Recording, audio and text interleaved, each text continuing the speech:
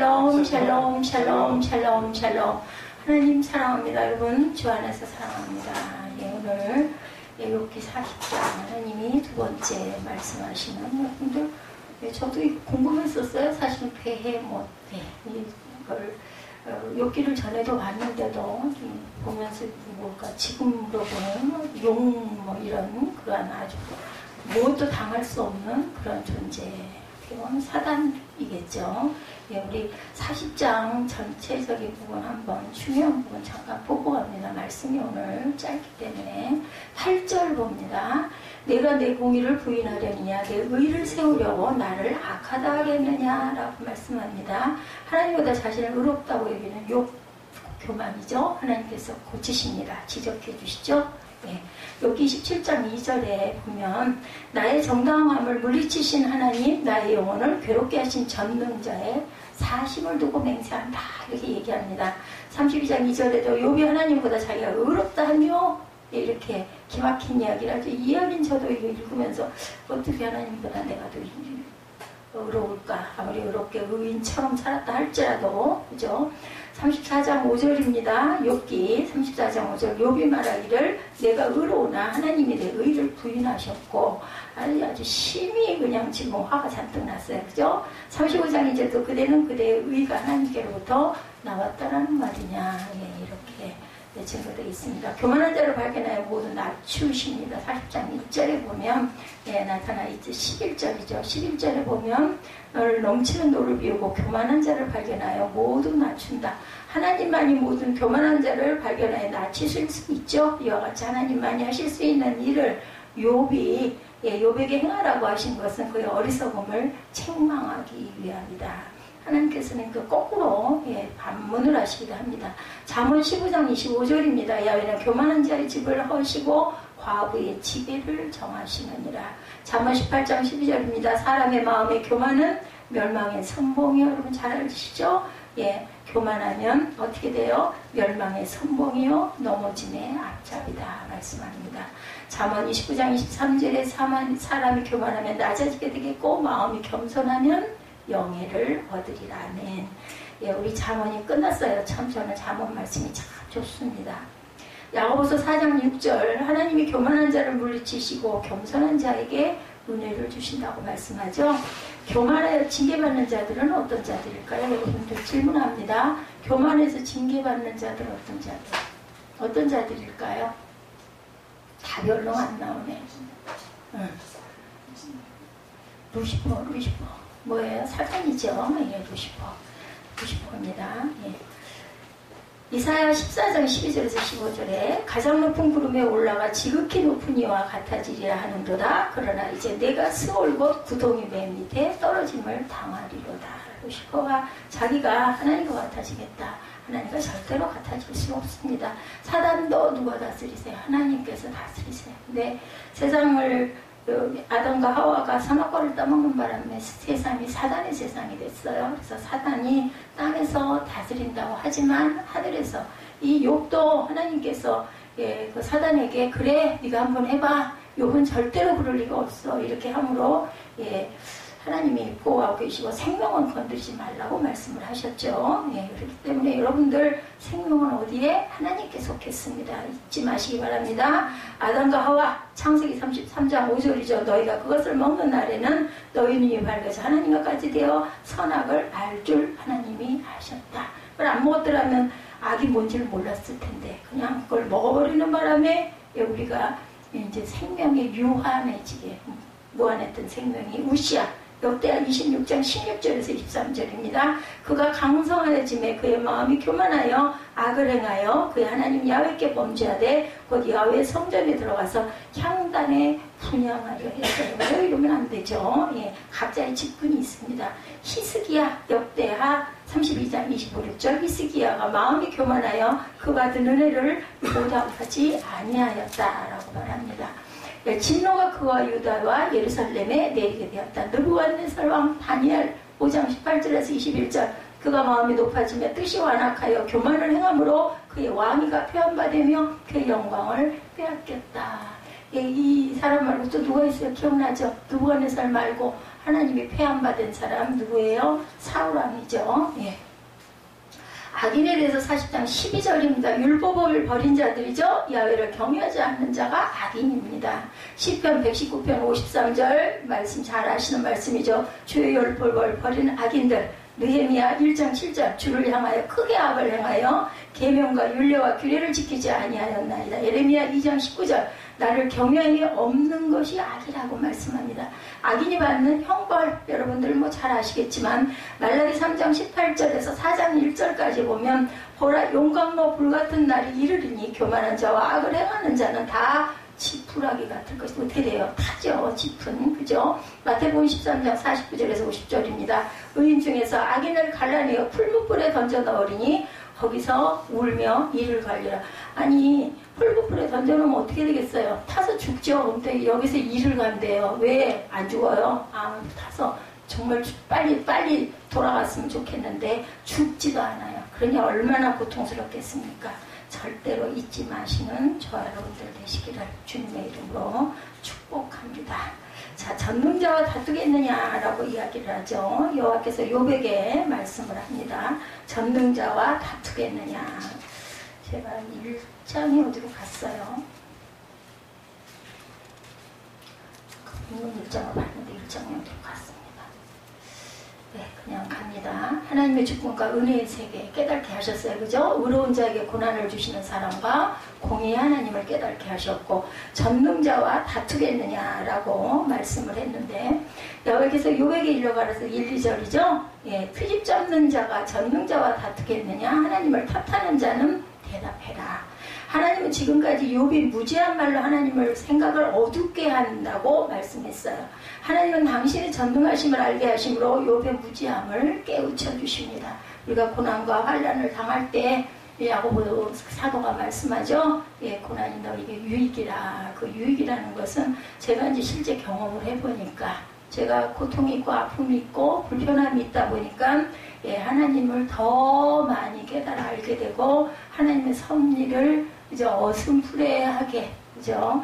거울 속에 보는 어떤 흐린 그 옛날 거울은 청동으로 만들어가지고 지금처럼 이렇게 다 비치진 않아요. 그림자 비슷하게 희끄무리하게 보이죠? 예, 이런 식의 흐미하게나마 하나님의 섭리가 여기 계셨구나. 제 지나온 날들 그리고 지금 뭐 앞으로는 하나님이 하실 일이시고 그죠? 이런 게 보입니다. 하나님은 욥에게 트집 잡는 자 하나님을 탓하는 자다 이렇게 말씀하죠. 욥은 자신의 의의를 주장하다 하나님을 불의하다고까지 우리 원망할 때 그러잖아요. 그죠? 하나님이 사자와 같이 잔인하다고 합니다. 폭군과 같이 폭행한다. 오죽이나면 이렇게도 얘기합니다. 하나님은 욥에게 네가 전능자와 다툴래? 네가 다퉈가지고 이길 것 같아? 라고 거꾸로 물어봐요. 너 나랑 다툴 거야? 피조물이 창조주와 다투겠느냐? 예, 아니죠. 말도 안 되죠. 무지하고 무능한 인간이 전능하신 하나님과 다투겠느냐? 하나님은 당신을 탓하는 욥에게 너 한번 대답해봐라 말하죠. 손으로 입을 가릴 뿐이다. 뭐라고 대답을 하겠어? 3절에서 5절입니다. 우리 함께 봅니다.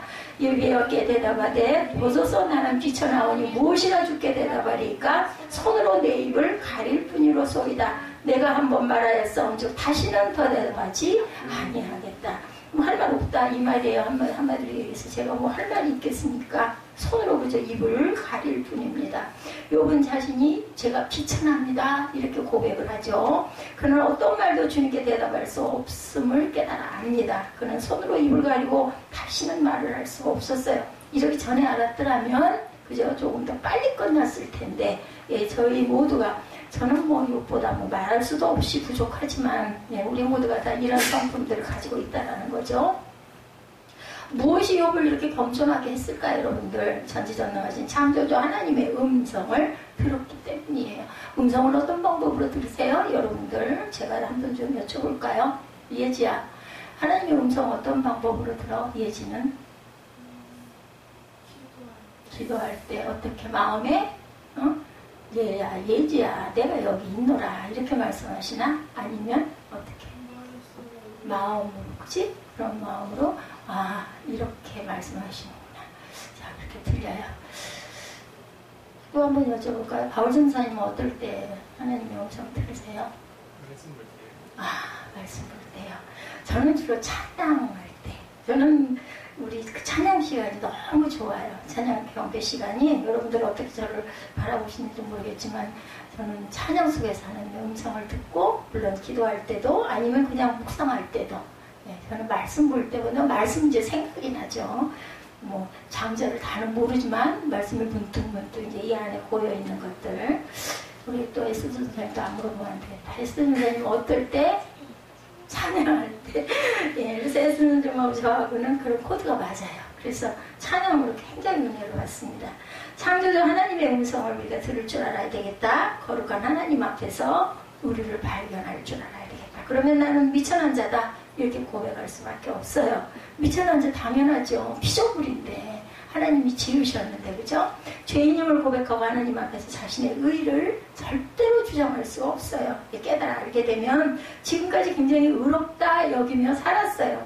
그렇다 의로운 자는 한 사람도 없죠. 어떻게 여기며 칭함을 받은 마음으로 살았겠죠. 사람들의 인정과 칭찬을 받았어요. 그죠? 정말 욥은 1장에 보면요, 정말 대단하게 정말 나그네를 그냥 보내는 적이 한 번도 없을 정도로 어렵고 가난한 의인과 고아와, 또한 이제 고아와 과부와 이런 사람들을 대접을 했고, 항상 뭐 아이를 생일 때마다 그렇게 잔치를 열면서 하나님께 제단을 쌓을 정도로 아주 그렇게 열심히 생일 나이 때마다, 그죠? 제 생일이 주일이더라고요. 너무 감사하게. 여러분들 기도해 주시기 바랍니다. 하나님이 하루아침에 그의 가진 것을 다 가져가셔 버렸어. 그러다 보니까 막 비난을 받는 사람이 됐어요. 얼마나 못되게 굴었으면 겉으로만 의로운 척했지, 겉으로만 선한 척했지, 저 못된 죄를 졌기 때문에 우리가 그럴 때가 참 많죠. 그죠? 그러니까 저렇게 벌을 받았지, 쉽게 얘기를 해서. 이렇게 비난을 받습니다. 가장 절친했던 친구 3명에게도 그렇게 비난을 받죠. 얼마나 고통스럽고 얼마나 상처를 받았겠습니까? 남들이 그런 거 그럴 수 있어. 근데 내 절친한, 우리가 뭐 요즘 얘기로 절친, 아니면 내 가족, 내 부모, 내 형제 자매가 나를 막 그렇게 공격하면 더 아프죠. 내가 믿었던 사람이 나를 그렇게 편들어주고 위로해주지 않고 다독거려주지 않으면 더 아픕니다. 그래서 하나님께 불평을 하게 됐어요. 욥의 문제, 그것은 지금까지 그가 선을 행한 것도 하나님의 은혜에서 나왔다는 걸 모르는 거예요. 내가 이렇게 선을 행했네, 내가 이렇게 좋은 일을 많이 했는데, 근데 그 모든 것이 누가 주셔서? 하나님이 주셔서 그걸 나눈 것 뿐이죠. 근데 뭐 욥보다 못한 사람이 얼마나 많습니까? 저부터도 욥보다 못하죠. 가진 거 가지고 내가 막 내 거 다 자랑하기가 쉽습니다. 근데 이거를 욥도 깨닫지를 못했는데, 하나님이 주셨기 때문에 내가 베풀 수도 있었구나라는 걸 깨달았다는 거죠. 처음 제나를 만났을 때 하나님이 모든 것을 주셨으니 하나님이 가져간다 고백도 했었어요. 그죠? 주신 이도 하나님이시고 거두신 이도 하나님이시고 내 생명도 하나님이 주셨으니 나를 데려가셔도 뭐 그거 당연하다 이렇게까지 했어요. 그는 하나님의 절대 주권을 인정했었습니다. 근데 고난이 너무 심하니까, 고통이 너무 심하니까, 저도 그럴 때가 있는데요. 아이고 좀 얼른 좀 데려가시지. 정말 너무 힘듭니다. 어떻게 할 바를 모르겠습니다. 정말 아직은 자존심이 남아있어서 이렇게 꼬부리고 돌아다니는 거 정말 싫은데, 제 또 성격 자체에도 그런 게 너무 강하죠. 반드시 젊은 때도 아주 똑바로 앞을 보고 뭐 두리번거리고 가거나 흐느적거리고 가거나 이런 걸 정말 싫어했던 전데, 이게 몸이 말을 듣지를 않으니까, 똑바로 서지를 못하니까 어를 걷는 게 싫어요. 이제는 남에게 보여지는 부분이기 때문에 어쩔 수 없이 갈 때는 뭐 남보다 2-3배 빨리 막 거의 뛰다시피 가죠. 말은 그렇게 했지만 깊은 마음속에 은혜의 세계를 온전하게 몰랐다는 거예요. 어떻게? 하나님의 생각과 하나님의 뜻을, 하나님의 깊이를 우리 인간은 절대로 알 수가 없다는 거죠. 하나님의 그 뜻과 깊이와 높이는 너무 깊고 너무 높기 때문에, 이사야 말씀에도 증거하고 있죠. 55장에도 자기 의의가 또한 있었습니다. 자신이 잘나서 의롭게 됐다라는 생각이 나도 모르게. 그래서 하나님께서 저를 낮추시려고 이 자리에 세워놓으셨다, 저는 그렇게 생각이 듭니다. 만약에 우리 교회가 좀 부흥을 해서, 세상에서 말하는 그런 부흥을 해서 성도들도 좀 많고, 만약에 그런 교회에 제가 목사직에 있었다면은 뭐 지금 한 10배 이상 되지 않았을까, 교만이. 이제는 뭐 엄청 꺾였죠. 아직도 좀 남아있지만 엄청 꺾였어요. 만약에 그게 아니었다면 제가 천국을 바라볼 수나 있었을까. 예전 제 자신을 그렇게 생각합니다. 그런 거가 이제 전능하신 하나님을 만났어요. 욥도, 그죠? 그 하나님 앞에 자신의 미천함을 발견하게 됩니다. 자신이 죄악된 피조물이구나 라는 것을 다시 또 깨닫게 되는 거죠. 그래서 그가 과거 선을 행했고 건강하고 풍요롭게 살았던 것도 하나님의 은혜다. 참 사박사장인가요? 하나님의 은혜는 우리 그 찬양 이제 떠오르죠. 하나님이 내게 주신 고난 주신 것도 은혜라는 거. 고난도 은혜예요. 왜 아까 말씀드렸죠. 유익에 깨닫게 해주시려고. 절대로 죽이시지 않아요. 할 일이 남아있는 사람은요 절대로 죽는 일은 없습니다. 고난을 통해서 정금같이 다 깨어나오게 하십니다. 그러니까 빨랑 순종하고 빨랑 탁 무릎을 꿇는 게 가장 중요합니다. 누구처럼? 다윗처럼 잘못을 하죠. 잘못 안 하고 어떻게 삽니까? 단점이 있죠.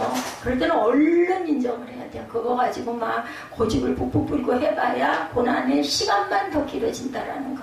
그가 과거 선을 행했고 건강하고 풍요롭게 살았던 것도 하나님의 은혜다. 하나님의 은혜는 그죠? 하나님이 자신에게 고난을 주신 것도 은혜. 우리가 하나님을 정말 알게 될 때 정말 겸손해지고 은혜의 세계에 들어가게 됩니다. 저는 은혜의 바다라고 생각해요. 은혜의 세계에 들어가면 여러분들 얼마나 기쁜지 몰라요. 얼마나 감사한지 몰라요. 막 기쁨이 마음속에 차고 넘쳐요. 저는 수영할 때 또 그 은혜를 굉장히 느낍니다. 하나님께서 이런 위로도 주시는구나 라는 생각을 합니다. 그렇게 편할 수가 없어요. 왜냐하면 이제 평소 때 제 몸이 되니까 부력으로 둥둥 떠 있고 그 아프고 눌리는 것들이 다 없어지니까.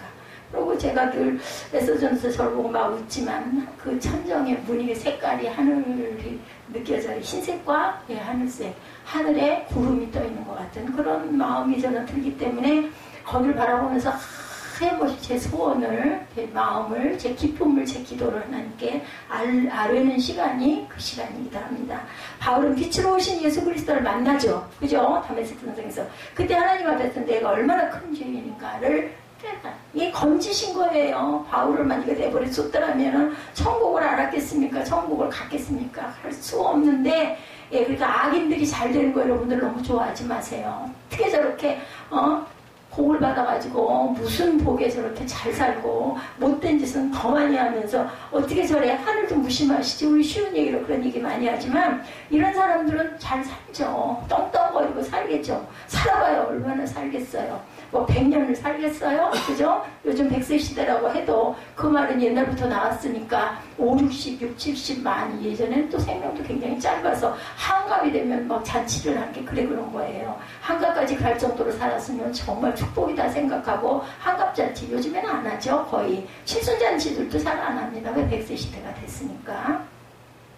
하나님 앞에서 내가 정말 큰 죄인이다라고 느끼게 해주시는 회초리가 우리를 구원해 주시는 회초리라는 걸 잊지 마시기 바랍니다. 그는 자신에 있는 모든 것이 하나님의 은혜입니다 라고 드디어 비로소 고백을 하게 되죠. 은혜를 아는 비결은 하나님을 아는 겁니다. 제가 왜 여러분들에게 찬양을 이렇게 보통 교회들보다 저희 교회 찬양이 좀 길어요. 그죠? 왜 자꾸 드리는가 하면 찬양 가사 속에서라도 하나님을 좀 발견했으면 아니면 곡조에서라도 뭔가 좀 가슴에 뭉클 와닿는 게 좀 있었으면 뭐 말씀은 너무 구체하고 고루해서 뭐가 뭔지도 모르겠고 읽고 싶지도 않고 지루할 수도 있고 뭐 설교도 뭐 맨날 하는 똑같은 소리 같아서 싫다 하더라도 그래도 찬양은 가사를 통해서 곡을 통해서 좀 뭔가 느끼라고 제가 아들에게 꼭 요절을 하나씩 써라 요절을 하나씩 써라 해도 말을 잘 안 들어요. 그리고 그냥 자기 할 말만 하고 날짜고 이름은 그래도 이제 훈련이 돼서 씁니다. 문득 어저께 2절 말씀을 기도서 2절 말씀을 썼는데 그 첫자가 영생이더라고요. 그래서 네가 생명을 귀하게 여기는 뭐 제 감동이에요. 본인은 그랬는지 짧아서 썼는지는 알 수 없겠지만 그렇게라도 끈질기게 살아있는 동안 제가 이제 돌아가면 또 하늘에서 기도하겠지만 누군가의 영향을 또 받겠죠. 여러분들 고백이 굉장히 중요합니다. 입술의 시인이 여러분들에게 제가 아까 마지막에 그랬죠? 믿음의 분량만큼 응답하실 줄 믿습니다. 아픈 소리 하는 거예요. 믿음의 분량만큼. 왜 나는 그렇게 기도하는데 응답이 안 와요? 믿음의 분량이 아직 차지 않았기 때문에 하나님이 너 더 많이 기도해라 라는 회초리라는 것을, 왜냐하면 나를 사랑하시기 때문에. 사랑입니다. 그거를 여러분들 아셨으면 좋겠어요. 옛말에 그런 말 있어요. 우선 먹기는 꼬감이 달다고.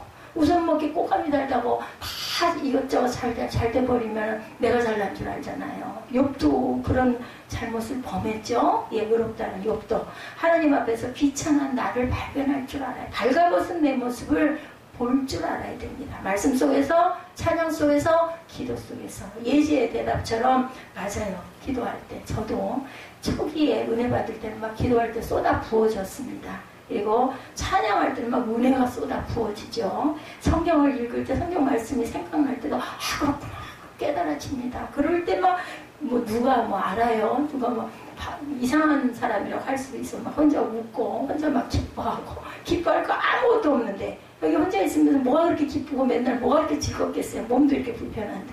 근데 막 너무너무 감사하고 너무너무 기쁘고 그거 돈으로도 살 수 없는 거예요. 여러분들 한번 경험해 보시기 바랍니다.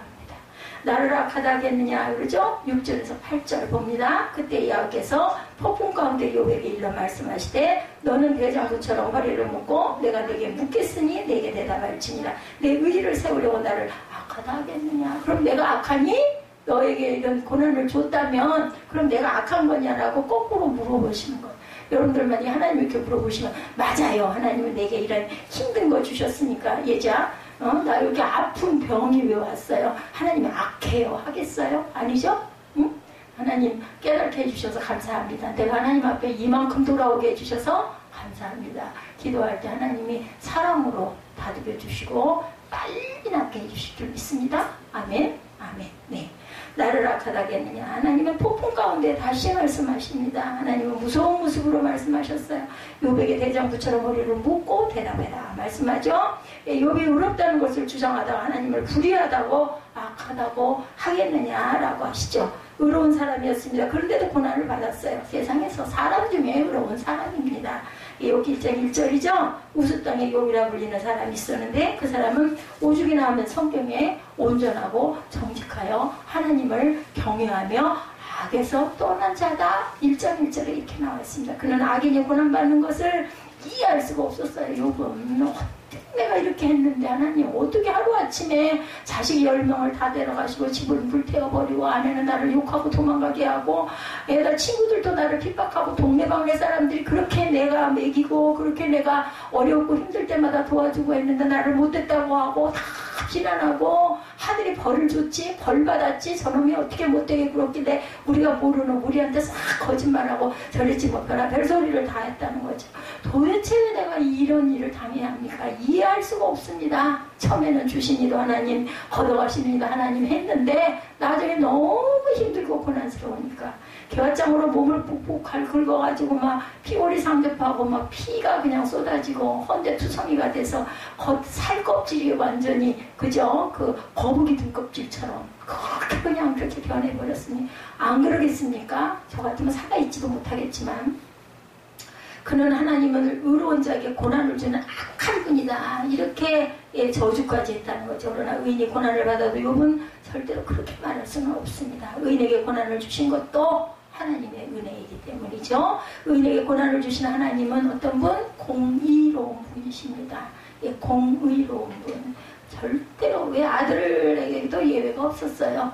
우리의 죄를 대속하려 하니까 십자가로 네 보혈의 피를 흘려라 해가지고 하나밖에 없는 독생자 아들이 십자가 처형을 받게 되죠. 그랬기 때문에 또 부활도 있습니다. 만약에 그거를 예수님이 순종하지 않고 십자가에서 쫄내리거나 하늘로 날아 올라가 버리거나 그랬다면은 이 땅이 그죠? 이렇게 우리가 영원한 영생의 생명을 부활을 경험할 수가 없다는 거죠.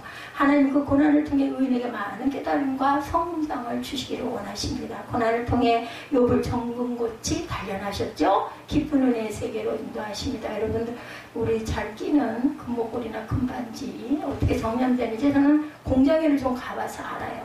그 무서운 불빛 속에 막 번쩍번쩍하는 걸로 이게 금이 막 이렇게 물렁물렁해요. 이게 다듬어 이게 링에다 넣고 그래가지고 그 사이즈대로 반지를 만들어가지고 정렬을 합니다. 금이 캔에서 나오면 불순똥이라고 그러죠. 그래서 99%, 14%, 18K 이게 그게 그 그 순금의 함량을 얘기를 해요. 99% 금이라고 우리 순금 반지. 그거는 1%는 불순물이 있다라는 뜻이에요. 그리고 18K가 아마 75%일 겁니다. 25% 정도가 불순물이 섞여 있다. 거기는 뭐 은이나 아연이나 뭐 여러 가지 것들이 그것이 뭐가 섞여 있는지에 따라 뭐 구리가 많이 섞여 있으면 18K 금이 약간 붉은 빛이 돌고 그 반대 아연이나 흰색에 뭐 불순물이 섞여 있으면 색깔이 좀 흐린 색깔이 되고 그래서 금처럼 똑같지는 않죠. 18금이나 14K가 예, 그렇게 달라집니다. 섞이니까. 그럼 우리는 뭘로 섞여야 될까요? 우리 자신과 플러스 예수 그리스도. 아멘.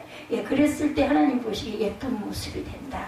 우리 속에 있는 더러운 거, 악한 거, 추한 거, 예, 사단을 몰아내야 됩니다. 사단 여러분들 아시죠? 남을 욕하거나 남을 비방하거나 아니면 내가 잘났다고 교만하거나 이 모든 것들입니다. 그를 통해서 많은 사람을 위로하죠. 그리스도의 예표로 삼았어요. 그죠? 고난을 통해서 욥이 이렇게 정년되고 정금같이 나오다 보니까 또 누가 예수님의 예포예요? 아브라함. 또 누가 다윗. 뭐 이런 사람들. 예, 하나님의 의를 드러냈던 의인들.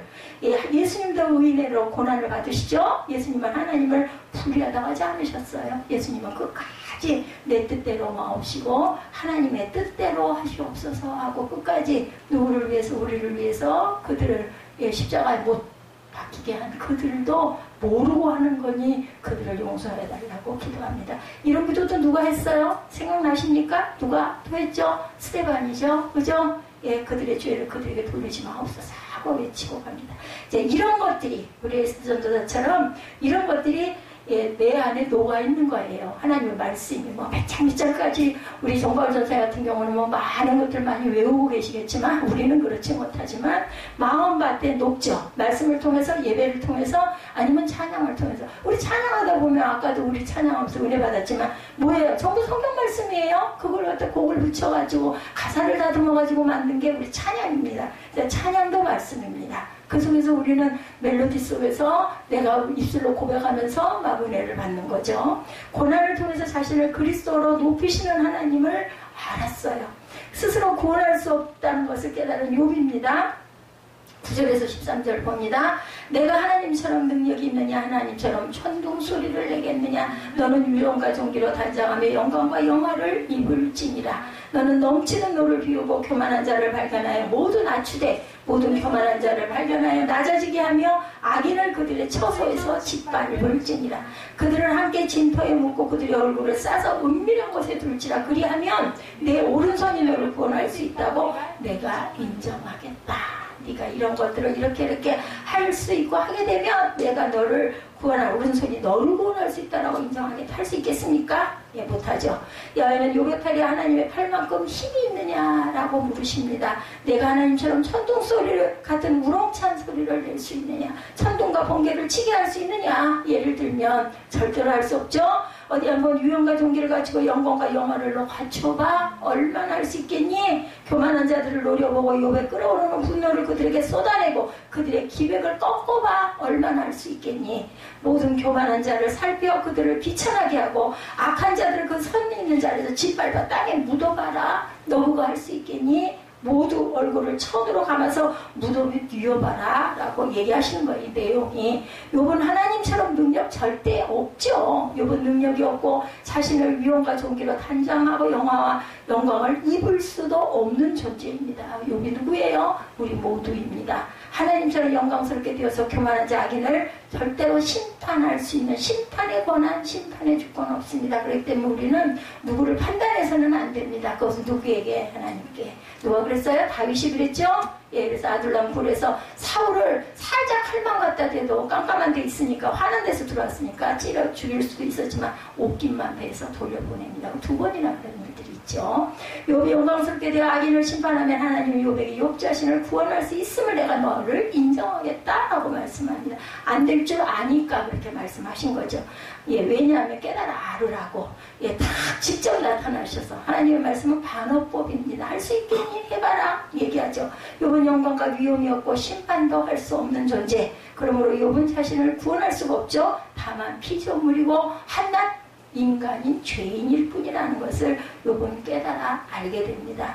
욥을 구원하시는 분은 온전히 창조주 하나님 한 분, 그는 자신이 얼마나 부패한 존재인지를 깨달아 알게 되죠. 우리가 구원받을 수 있는 것은 모든 것이 하나님의 전적 은혜임을 깨달아야 됩니다. 내가 다른 사람을 구원할 수 없다는 것 또한 알아야 됩니다. 다만 어떻게 해요? 통로 역할을 할 수가 있습니다.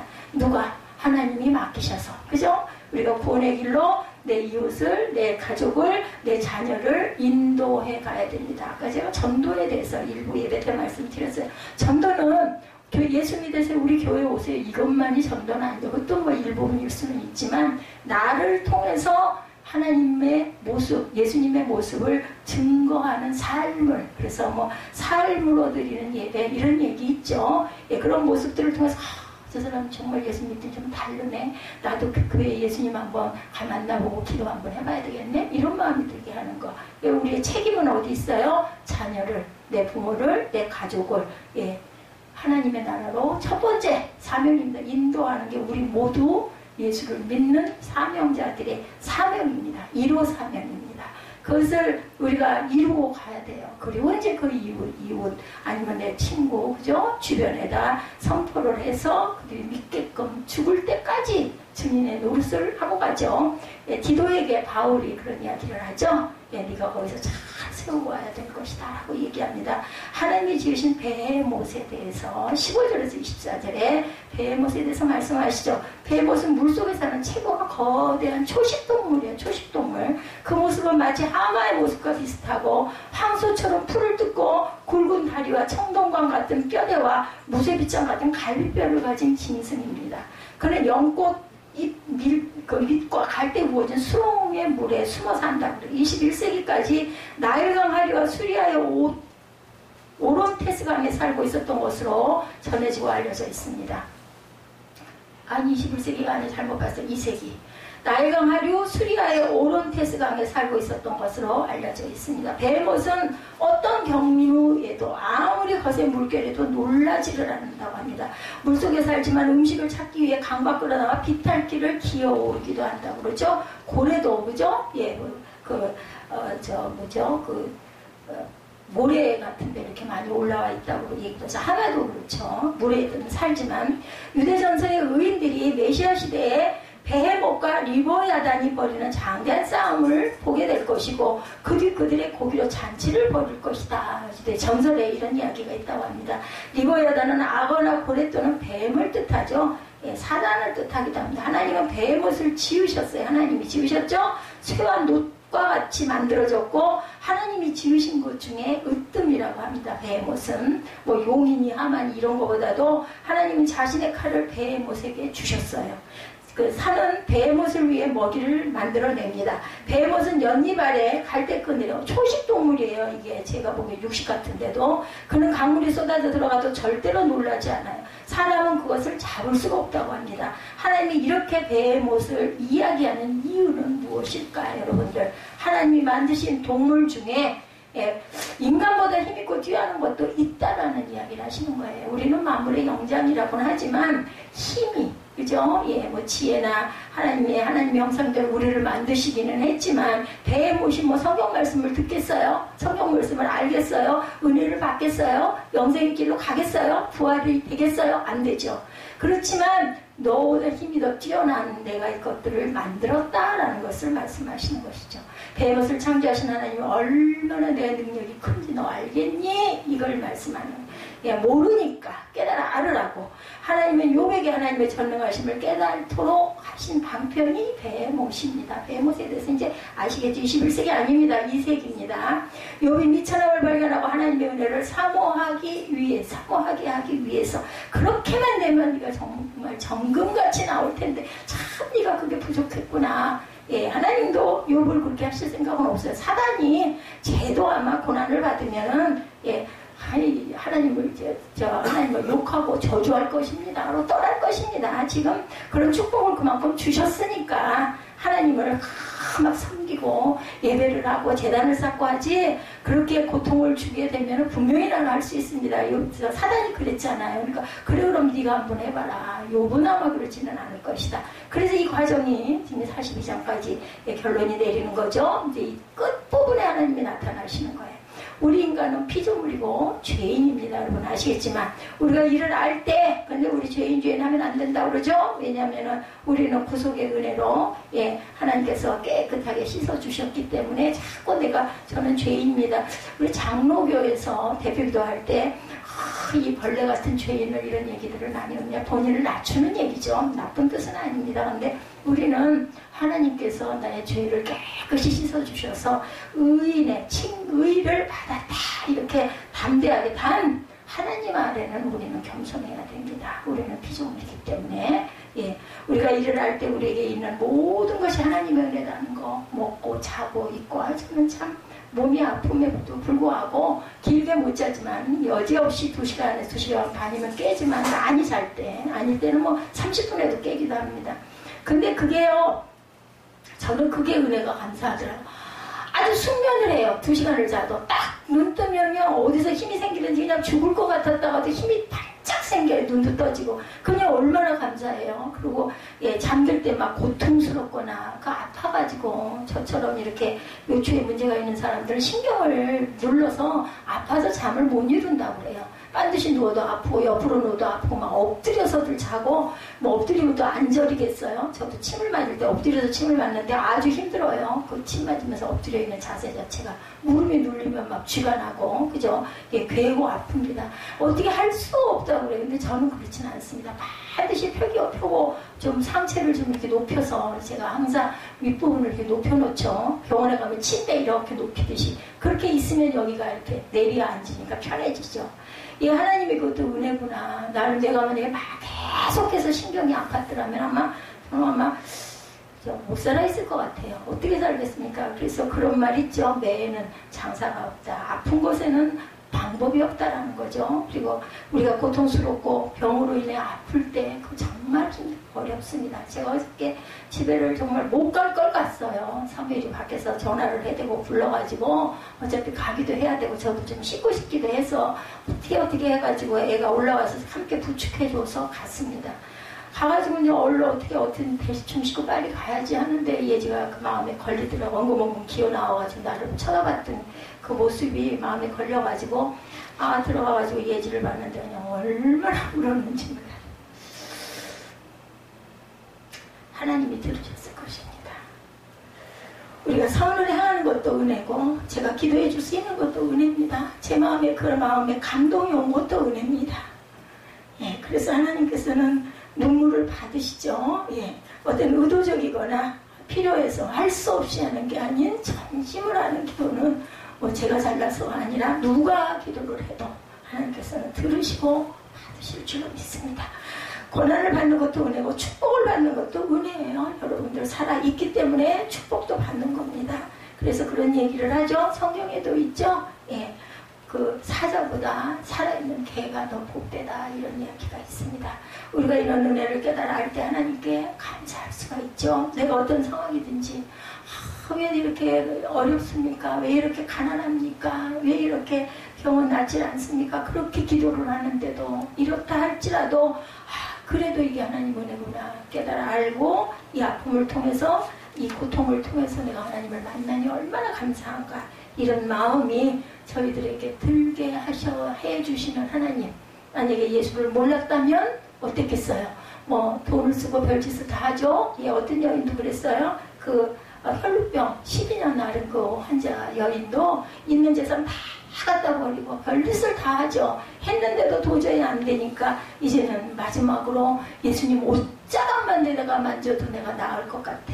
그리고는 그 애를 써가지고, 그때 그 부정한 여인들은 만지면 안 되거든요. 그렇게 만짐으로 인해 그리고 벌벌 떨면서 잡아가는 부분이 나오죠. 그랬을 때 네 믿음이 너를 구원했다. 가라 여인이여 평안할지어다 라고 말씀해 주시면 예수님의 사랑, 여러분들 그 옷자락을 부여잡으시기 바랍니다.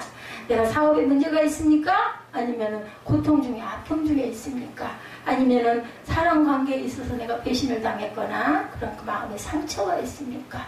예수님의 옷자락을 우리 예제 이 말처럼 기도하면서 만나시고 붙드시고 예지가 정말 1학기를 마치지 못할 것이다 라는 마음이 제게 왔었지만 그 믿음으로 인해서 하나님을 붙들고 또 나아갈 길이 있는 그 소망으로 인해서 예지가 승리를 했습니다. 그래서 일단 1학기가 마쳐진 건 우리 예지에게 박수 한번 쳐줄까요? 정말 수고했다, 애썼어. 우리는 이렇게 그냥 아이고 오늘도 갔다 왔네 그러고 하지만 본인은 얼마나 힘들었겠어요. 그 시간을 견디면서 참 고통스러웠을 텐데 하나님 예수님의 옷자락을 붙드는 마음으로 견뎠으리라고 믿습니다. 우리 결단 찬양하시고 축도로 예배를 마치도록 하고